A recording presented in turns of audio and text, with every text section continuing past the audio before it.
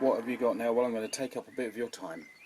I might have to do this in several films because there's so much of it and all of it is worth looking at. Wallop.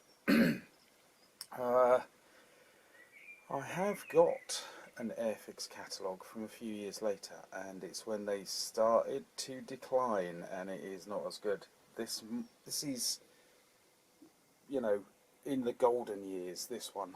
I'm not quite sure what year it is, I'll have to check that.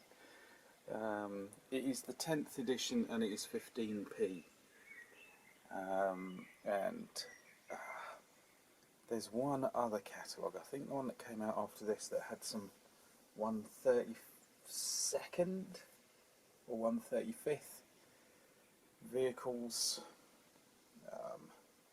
I can vaguely remember they had a Dodge truck and something like a Dodge with a massive artillery piece on the back and a couple of others. I bought a couple of them and they were good. I think that is the ultimate moment, and it goes downhill from there. That's the trouble with high points. Can you achieve an even greater high point? Anyway, here's this one with a happy family inhaling the vapours of glue and paint, which I've done for years and I think I've got away lightly on. Anyway, aside from the bad cover, we have some of the new models to be introduced this year. So I'll have to double check this, probably find out in the next film, but anyway.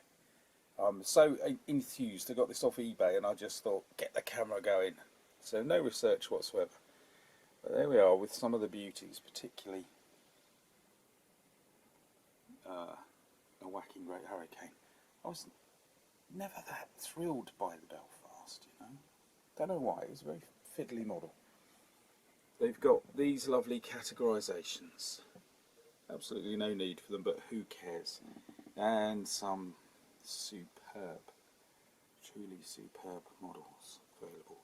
I made that for a kid of a friend of my dad's, so it was a joy. And I've done that one recently, haven't I? Love it, and that was superb. So, oh, and that. So here's just our blurby. The next 60 pages presents to you the whole range of Airfix kits and scale figures. Almost 400 items to choose from. Not going to tell me what year though, are you? More categories down the bottom. Of course we start where else? Aircraft 172nd, Series 1. What a blast from the past. And I think I say to myself I'm rubbish at aircraft actually, not just the cockpit canopy but so many other things. And then I see these and I want to make absolutely every one of them. Really do. When I was tiny, my dad made me that one. My mum was going, he'll break it, he'll break it. I had the floats off in seconds and the propellers were broken, but I played with it for ages. Until there was almost nothing left of it. It was down to particles and molecules. And look at some of these absolute beauties. I mean, that was an interesting one. Obviously it was of its time.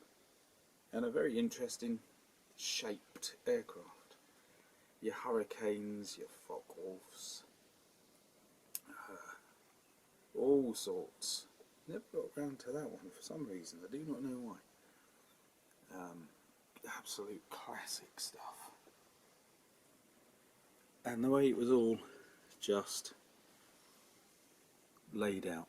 De Havilland Tiger Moth, affectionately remembered by World War II air crews as the type in which they made their initial flights.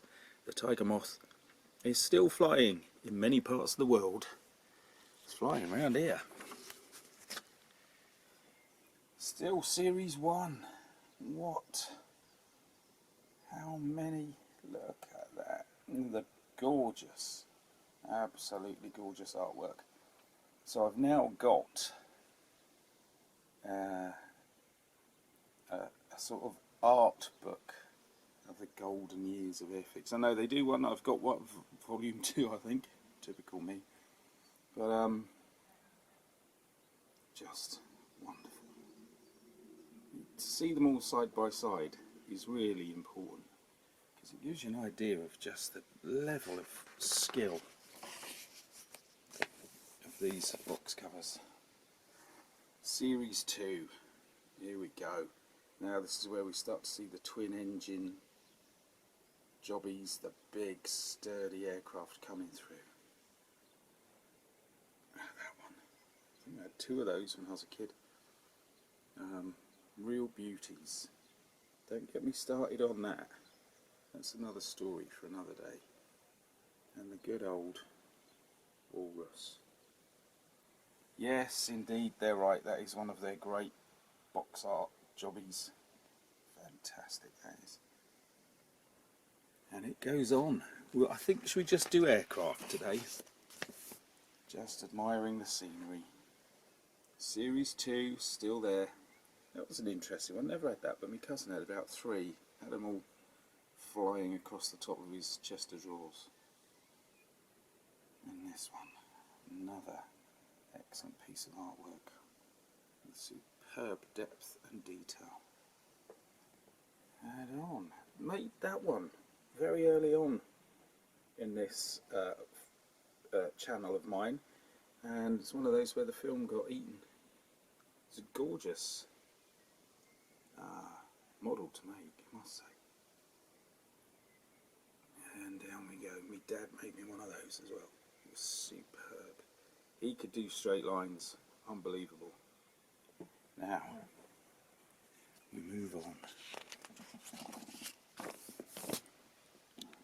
Series 3. Really getting into the meaty stuff. We'll come back to that as well sometime. We've even got a lunar lander. Nice one. And one of my favourites, and I love the picture. It's sort of speed and dynamism in that one, isn't there? And that was a great model. I was very surprised. Seemed very dull. It hasn't got turrets and machine guns and any of that. And you build it and you go, wow, that was nice. And here we go. And then a little bit of modern for the day, obviously. Not so sure now. Series 4. They're getting thinner on the ground. That was superb. And that one also very interesting. Fairly simple, but really good. And that's, again, one of my favourite bits of box art and one of my favourite models and favourite aircraft. Real beauty. That one was superb. I think I've made one, haven't I? But you had 3 different types of nose, and I really should build another 2 with the different types of nose, because it's the only way to do it justice. And one of my favourites. That is the first model I went out and bought on my own, if you see what I mean. I decided to save up, no consultation, and I didn't have to go down the shops with my parents. I walked down after school and got it myself, because I thought I'd be in trouble, basically, spending all that money on a big kit. You can't do ones like that, you're not good enough yet. It's for older boys, all of that. That was also a gorgeous model and really sturdy. Some models, particularly aircraft, can feel a bit flimsy. And you want a confession, I never got round to that one, which is a crime, an absolute crime. Here we go, jets, but cold box art on that one. You can feel how close the icy water is, and you can feel the coldness of the air. Just superb, the depth and the mass of that aircraft. Largely presented by the highlighting and the shade. And now, I've made so many of these, it's unbelievable. It's so easy to break bits off them once you made it, even while you're making it. This is one of the truly most fantastic pictures ever. Not just box art, but ever. Colour, depth, speed, the nature of what's being captured. Incredible. And a really, think about the era it came out in, a really ambitious and brilliant model. And I haven't made one yet on the channel, have I? I keep looking on various sites and shops, and there's never one that's the right price at the right time when I've got big pocket money, you know. Anyway, where are we up to now? Series 5. Never made that one.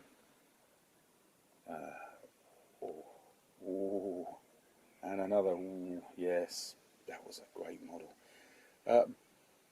That one has a story to it that I might not be able to tell on a public channel, because it involves an explosion.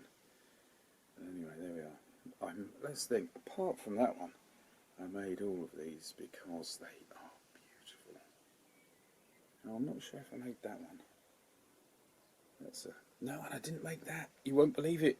You won't believe it. I did not make that one. And again, reasons behind that we might go into another day. I'm sorry to do this. It makes it very repetitious and boring. And I said I wouldn't go into all the models I made. But Series 5 was, you know, you took a deep breath before you opened the box. And really, models worth savouring, to be very, very honest. Series 6, 7 and 8. These were for birthday and Christmas, let's face it. I never got round to that one. That was usually due to availability. And there we are with something a bit more modern. Over to civil aircraft, Series 2 and 3, Sky King, 1 to 144th. I didn't really understand that as a kid, because I thought things like the Lancaster bomber and the Sterling were the biggest aircraft ever. Of course, these are huge. But I got that one, and I loved it. Superb thing. Very hard to get the top ring on. And there is a real moment in time. Tells you something about the world we live in now, that we don't have one of those.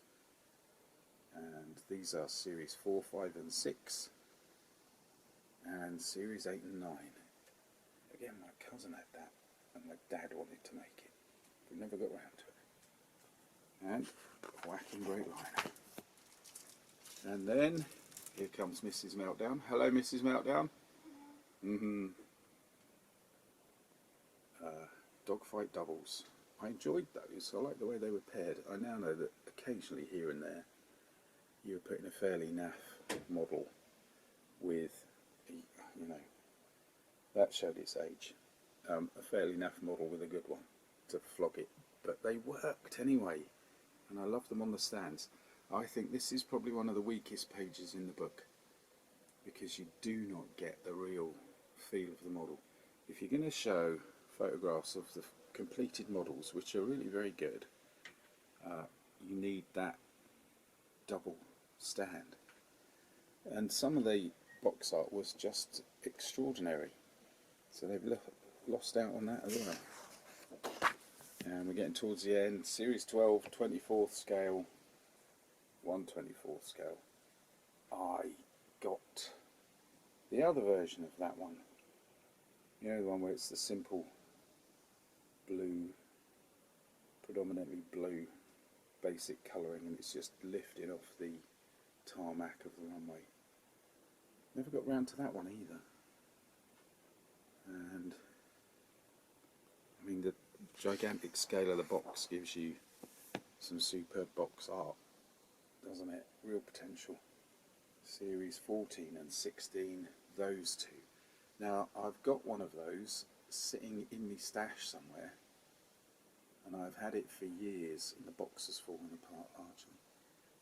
I can't believe they made one of those. That must have been so complex. What on earth was the price of that even in those days?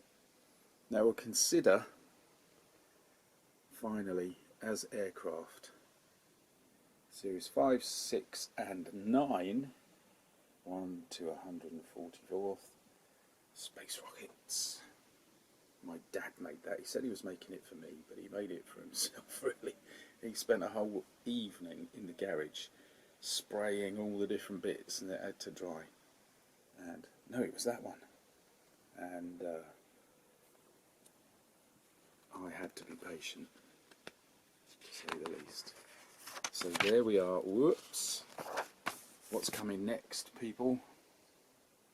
Ships. And we'll come back to those shortly. I hope you enjoyed that.